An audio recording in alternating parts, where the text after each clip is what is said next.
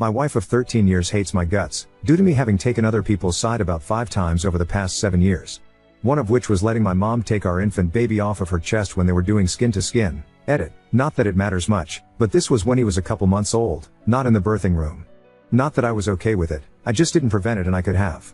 Edit. Yes, I know how much of an asshole and terrible person I am for this. That is not the question here. Our kid is 7 now, and my wife has never forgiven me. The other transgressions I did were things like taking her family's side on various things, or letting my parents come to our house when she didn't want them there, etc. Anyway, I am the cause of her endless hate for me.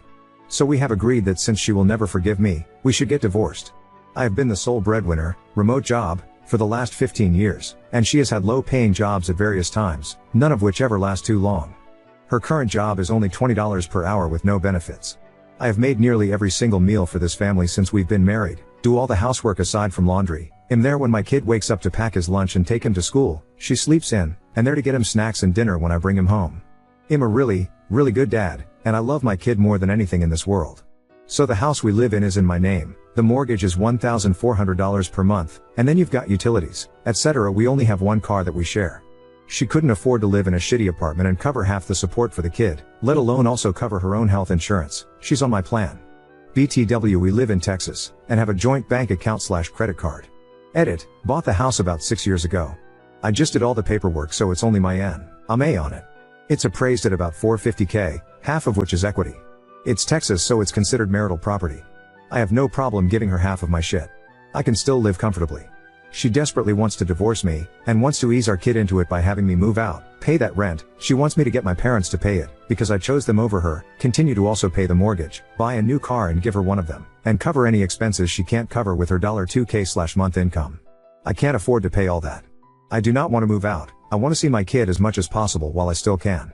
Also, she has a lot of health problems and needs good insurance. Once we divorce, it will be 60 her / 40 me split most likely. I don't believe she'll be able to get him to school on time, since she never has in the past, but maybe that'll change. Other than that, she's a good mom, advocates for our kid and does all the adulting regarding our kid's school / doctor's appointments, etc. Anyway, Ada for not wanting to move out of my house until we're divorced and she has health insurance covered. We don't fight around the kid much anymore. She's always been the rage monster / screamer, which she has been working on with her therapist on. She has screamed at me countless times in front of our kid, but is getting better about now.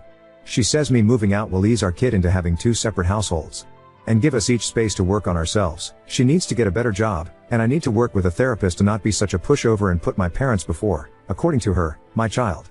Which I never have except that one instance. So Ada here? Also, any tips on where to start with this process? I think we can get divorced without dueling with lawyers, and she's not a gold digger who wants to ruin me financially.